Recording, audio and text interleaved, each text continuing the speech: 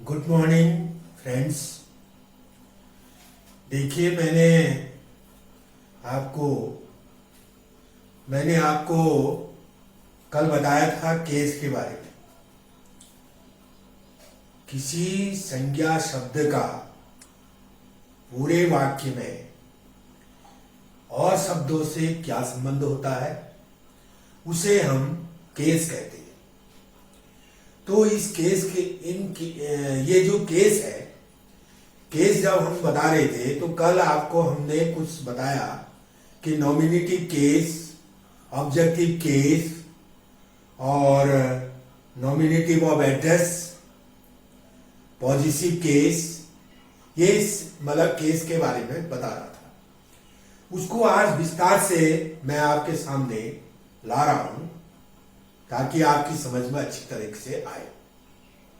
कहीं पर कोई समस्या होती है तो उसे आप कमेंट बॉक्स में डाल सकते हैं। मैं आपके कमेंट बॉक्स में जो आपकी समस्याएं हैं, प्रॉब्लम्स हैं, जो क्वेश्चंस आप करते हैं, उनको मैं आपको पुनः कमेंट बॉक्स के आधार पर पुनः एक लेसन दूंगा और उन सारे प्रश्नों का, सारे समस्याओं का निदान करने की कोशिश करूंगा। तो आज हम केस के बारे में जो चल रहे थे उसी में हम चल रहे हैं। नॉमिनेटिव केस, जिसे हम दूसरा नाम देते हैं सब्जेक्टिव केस। सब्जेक्टिव केस इसलिए नाम दिया है इसको क्योंकि यह सब्जेक्ट पर निर्भर करता है। और दूसरा है एक्यूजेटिव केस या ऑब्जेक्टिव केस। इसको ऑब्जेक्टिव केस इसलिए कहा गया है, कर्म कारक, क्योंकि यह किसी सेंटेंस में क्रिया शब्द के कर्म अर्थात ऑब्जेक्ट पर निर्भर करता है। तो एक एग्जाम्पल मैं आपके सामने रख रहा हूं, हरी ब्रोक द विंडो। इस पूरे सेंटेंस में हरी ब्रोक द विंडो में आप देख रहे हैं दो नाउन शब्द हैं, एक है हरी और दूसरा है विंडो। हरी शब्द क्या है? ये ब्रोक जो क्रिया शब्द है उसका सब्जेक्ट है। हमने आपको कल बताया था कि किसी क्रिया शब्द सेंटेंस के किसी सेंटेंस में आए हुए वर्ब के आगे यदि हम हु लगाएंगे तो हु लगाने से जो आपका उत्तर आएगा, आंसर आएगा, उसे हम कहेंगे सब्जेक्ट। जैसे हु ब्रोक, आपका उत्तर आ गया Hari broke. Who broke? Hari. Hari is the subject. तो क्योंकि ये सब्जेक्ट है वर्ब का, इसलिए हम इसे कहते हैं, इसको रखते हैं सब्जेक्टिव केस में, जिसका दूसरा नाम है नॉमिनेटिव केस। नॉमिनेटिव केस या सब्जेक्टिव केस कहेंगे। दूसरा जो इसमें नाउन शब्द है विंडो, तो हम कहते हैं, प्रश्न लगाते हैं what did Hari break? What did Hari break? Hari ने क्या तोड़ा? क्या तोड़ा? उत्तर आ गया विंडो। तो जो क्या लगाने से, व्हाट लगाने से, मैंने कहा था व्हाट लगाने से और whom लगाने से जो उत्तर आता है उसे हम ऑब्जेक्ट कहते हैं। तो यहां पर व्हाट लगाने से उत्तर आ गया विंडो, तो विंडो ऑब्जेक्ट हो गया। आपकी समझ में आ रहा होगा। ऑब्जेक्ट होने की वजह से इसे हम कहेंगे ऑब्जेक्टिव केस का नाउन। ये नाउन कौन से केस का है? ऑब्जेक्टिव केस का, कर्म कारक है। अब आपके सामने और उदाहरण रखा हूं, एक नॉमिनेटिव केस और सब्जेक्टिव केस या ऑब्जेक्टिव केस को समझाने के लिए। Ram gave a ball. आप सेंटेंस को अच्छे ढंग से देखिए। Ram gave a ball. दूसरा सेंटेंस है राम गेव हरी ए बॉल।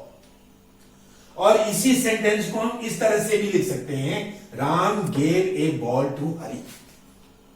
ये तीन सेंटेंस आपके सामने मैंने रखा एग्जाम्पल के लिए, समझाने के लिए कि नॉमिनेटिव केस और एक्यूजेटिव केस क्या है। राम गेव ए बॉल, यहां पर प्रश्न आता है हु गेव ए बॉल। मैंने आपको बताया जो क्रिया शब्द है गेव, यहां पर क्रिया शब्द है गेव। गेव के आगे हु लगाने से हु गेव ए बॉल, आपका उत्तर क्या आ गया? राम। ये राम क्या है? सब्जेक्ट है। जो उत्तर आता हु लगाने से वो क्या हो गया? सब्जेक्ट। तो क्योंकि ये सब्जेक्ट है गेव का, इसलिए हम इसे कहते हैं क्या? सब्जेक्टिव केस का नाउन। ये नाउन कौन से केस का है? सब्जेक्टिव केस या नॉमिनेटिव केस। कर्ता कारक है क्योंकि यह गेव जो है गेव का सब्जेक्ट है। दूसरा हमारा आता है एक ball. A ball, what did Ram give? What did Ram give? Ram ने क्या दिया? हमने गेव को जो क्रिया शब्द है उसके आगे हमने व्हाट लगाया। व्हाट क्या? क्या दिया? तो आपका उत्तर आ गया बॉल। क्या दिया? बॉल दिया।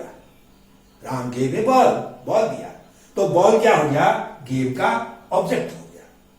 अब क्योंकि ये ऑब्जेक्ट है, ये नाउन शब्द ऑब्जेक्ट है, इसलिए हम इसे कहते हैं ऑब्जेक्टिव केस या एक्यूजेटिव केस का नाउन शब्द। इसका संबंध क्या है कि अन्य वाक्यों से, इसका अन्य शब्दों से अर्थात गेव से इसका संबंध क्या है? ये ऑब्जेक्ट है। फिर आ गया, फिर क्या है? Ram gave a ball, Ram gave Hari A ball. whom did Ram give A ball? whom, अब हमने प्रश्न लगाया whom did Ram give A ball, Ram ने किसको दिया? आपका उत्तर आ गया हरि। तो Hari is also an object of gave. Gave का हरि जो है वो ऑब्जेक्ट हो गया। दो ऑब्जेक्ट है यहां पर, एक तो है बॉल, दूसरा है हरि। दो ऑब्जेक्ट। तो दो ऑब्जेक्ट हैं तो ये भी ऑब्जेक्टिव केस हो गया, ये भी एक्यूजेटिव केस हुआ। अब क्योंकि यहां पर दो ऑब्जेक्ट हैं तो हमने इसको भी इंग्लिश में, इंग्लिश ग्रामर में कहा है, एक होता है डायरेक्ट ऑब्जेक्ट, एक होता है इनडायरेक्ट ऑब्जेक्ट। तो यहां पर बॉल जो है वो डायरेक्ट ऑब्जेक्ट है। कोई भी नॉन लिविंग क्रीचर है, कोई भी न्यूटर जेंडर है, वो क्या होता है? Direct object. और लिविंग क्रीचर वो क्या होते हैं? आपके इनडायरेक्ट ऑब्जेक्ट। यहां पर हरि जो है वो इनडायरेक्ट ऑब्जेक्ट है और बॉल जो है वो डायरेक्ट ऑब्जेक्ट है। अब क्योंकि इंग्लिश ग्रामर में एक शब्द आता है डेटिव, DATIVE, डेटिव। एक शब्द आता है डेटिव। डेटिव शब्द आता है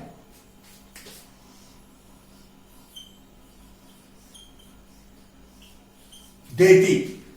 ये डेटिव शब्द जो है उसको हम इनडायरेक्ट ऑब्जेक्ट को कहते हैं। इनडायरेक्ट ऑब्जेक्ट को हम डेटिव कहते हैं। इंग्लिश में ये शब्द है डेटिव।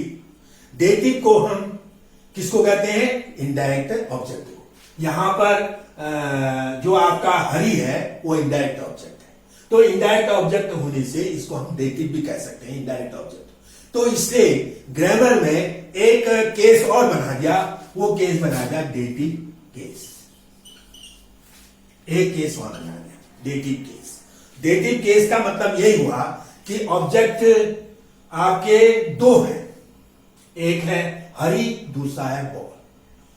हरि जो है वो इनडायरेक्ट ऑब्जेक्ट है, बॉल जो है डायरेक्ट ऑब्जेक्ट है। तो डायरेक्ट ऑब्जेक्ट को कह देते हैं एक्यूजेटिव और इनडायरेक्ट ऑब्जेक्ट को कह देते हैं डेटिव। ये डेटिव केस एक अलग से केस बना दिया।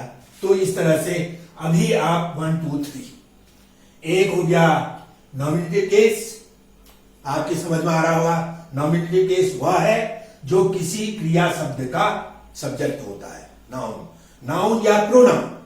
इसमें प्रोनाउन भी जोड़ दीजिए, नाउन या प्रोनाउन, क्योंकि नाउन के बदले हम प्रोनाउन का प्रयोग करते हैं। नाउन या प्रोनाउन, इनमें से जो भी किसी क्रिया का सब्जेक्ट होता है तो उसे हम कहते हैं सब्जेक्टिव केस, और जो ऑब्जेक्ट होता है उसे हम कहते हैं ऑब्जेक्टिव केस। अब इसमें भी ऑब्जेक्ट दो तरह के ऑब्जेक्ट हैं, एक डायरेक्ट ऑब्जेक्ट है, एक इनडायरेक्ट ऑब्जेक्ट है। तो डायरेक्ट ऑब्जेक्ट में ऑब्जेक्टिव केस, वैसे आप मतलब ऑब्जेक्टिव केस दोनों हैं, लेकिन क्योंकि इनडायरेक्ट ऑब्जेक्ट को डेटिव भी कहते हैं, इसलिए एक नया शब्द बना दिया डेटिव केस, ये इनडायरेक्ट ऑब्जेक्ट के लिए। तो इसलिए ये डेटिव केस अलग से बन गया। नेक्स्ट है हमारा nominative of address. Nominative of address, या इसको दूसरा नाम दिया गया है vocative case, VOCATIVE, vocative case. Vocative case संबोधन कारक, जिसमें हम किसी को संबोधित करते हैं, पुकारते हैं। जब पुकारते हैं तो संबोधन कारक होता है। तो वहां पर हम, जैसे उदाहरण है, आर यू लिसनिंग बॉयज। यहां पर बॉयज को क्या किया गया है, एड्रेस किया गया है, एड्रेस। यहां पर बॉयज को क्या किया गया है, एड्रेस। तो बॉयज जो है वो नॉमिनेटिव ऑफ एड्रेस हो गया, वोकेटिव केस हो गया, क्योंकि इसको बॉयज कहने पर इसको बॉयज एड्रेस किया गया, बॉयज को एड्रेस किया गया, संबोधित किया गया है। क्या कहा गया उनसे, are you listening, are you listening, ये कहा गया बॉयज।